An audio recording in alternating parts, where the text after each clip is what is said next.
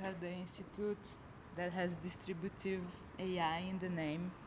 What does it mean? The first word that came to my mind when I wanted to create, so the acronym is DAIR, the Distributed AI Research Institute, was the D, distributed, because I wanted to do two things. First is that, you know, a lot of the money and everything that goes into AI is developed in Silicon Valley. I wanted to make sure that it's distributed in the sense that there are many people in the team in a few different continents and countries who are able to contribute to it. But I also didn't want it to be that they had to get uprooted from their communities and move all the way to this place. And so just so that to encourage them to just stay where they are and just kind of build their roots and only work on things they understand and with communities they understand, rather than doing the parachute research kind of thing. So that's what distributed means for me. How do you think that this distribution can involve not only different places or different humans, but different kinds of entities like nature, like other, I don't know, Wow. environment. Yeah. We were writing a policy paper. Joana had an abstract, or she said, you know, we want to honor and coexist with all the humans and nature and non-humans of the world. And I said, hey, I don't want this non-humans thing to be a robot's rights kind of thing. So can we be clear, you know, because my brain has been so in this space, because they had this session called Better Utopias at this conference that I'm here for. So it's basically analyzing the utopian visions of those who are building tech right now versus what we want. So you look at their utopian visions, it's basically to eliminate nature. That's in one sense kind of the utopia. It's to transcend nature, to get rid of our humanity, just like better species. It's basically eugenics. And for me, it's the complete opposite.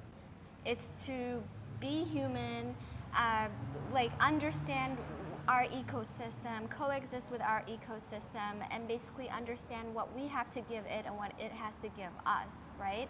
And that's kind of what I want, rather than plundering the universe, you know, just extracting resources, which is kind of the utopia that is currently building. So that's how I would think that, you know, other entities could be involved in this distribution.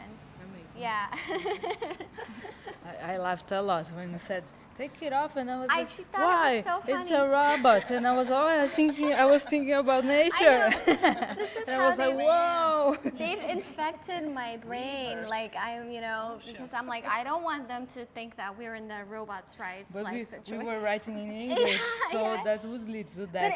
But it makes thought, sense, no? you know, non-humans, it totally makes sense. But I'm like, these people have, you know, all these words, keywords, you know, and I don't want to be part of that. Would you tell us about an example of a project that we're working DAIR on? is working on? Yeah, to concretize the concept. Yeah, so when you said, you know, the distribution being not just geography, but also, you know, other entities and stuff, the other thing I was thinking about is the distribution being interdisciplinary across disciplines as well, but not just across disciplines like engineering and the humanities or whatever, but also between people who acquired their knowledge from like us, like, you know, school scholars, or people who acquired their knowledge from experience, right? Lived experience. And so it was very important to me to have people who are